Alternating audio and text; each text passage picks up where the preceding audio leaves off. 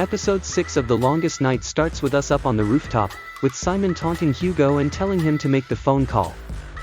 With no phones working inside the prison, he needs to think quick, otherwise Laura is going to die. Back in 2015, we see Simon go about his day, a repetitive cycle of eating hard-boiled eggs, waking up at 7:10 a.m. and settling into an uneventful life. After burning his hand in boiling water one day, something inside Simon snaps. He stabs his partner numerous times, letting her bleed out in his hands. As he looks up at the sky, he lets out a satisfied sigh, as he seemingly finds his purpose. Fast forward 7 years and Simon is eating a much larger breakfast. He's also grown a lot more elaborate in his schemes, holding a kid up at gunpoint. Receiving a package with a phone inside, he prepares for the next step of his operation, which becomes apparent later on down the line. Back inside the prison for now, Lennon and the rest of the gang learn that Hugo is being blackmailed into submission. Hence why he's so fiercely fought back against them. At the same time, Ruso is still kept captive, with Elisa pleading with him to see sense. Interestingly, Hugo heads down and meets up with Diego and Willie, who confirm that Sara has put blockers on their phones.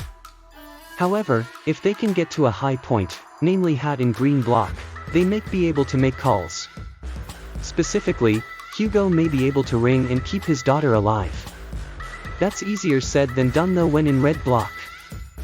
Lennon and Ruso's men open fire while keeping Raquel and several other workers captive. With them outside, ready to break into the red block, Cherokee organizes traffic, deciding they should plot their escape and make it out through his escape hatch. The thing is, Sara is acting independently, having earlier colluded with Javi, and could thwart their whole plan. Meanwhile, Hugo catches up with Bostos where he confirms that Willie didn't sell him out, it was Hugo. Hugo is the one who reported him for his behavior in the prison. Off the back of this, Bostos agrees to work with Ruso, demanding his report be destroyed in exchange for busting the officer out. Elsewhere, Simon tasks Hugo with phoning his daughter and saying the words, "Valentina is waiting." When Hugo leaves the security room, Simon is left handcuffed to the shelf.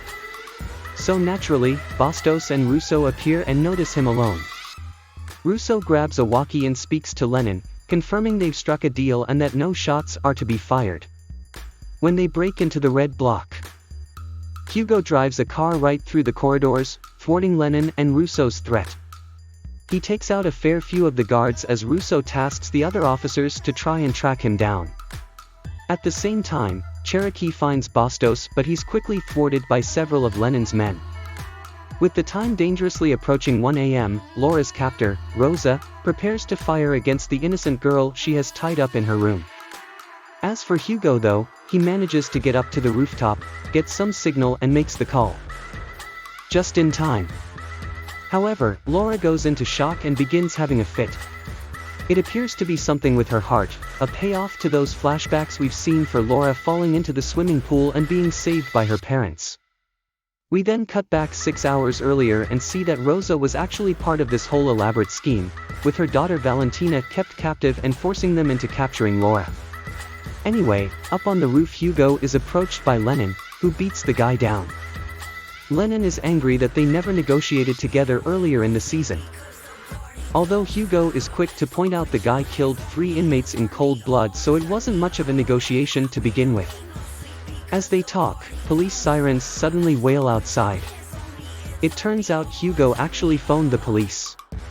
In a Hail Mary move, Hugo tries to strike a deal with Lennon to get out of this.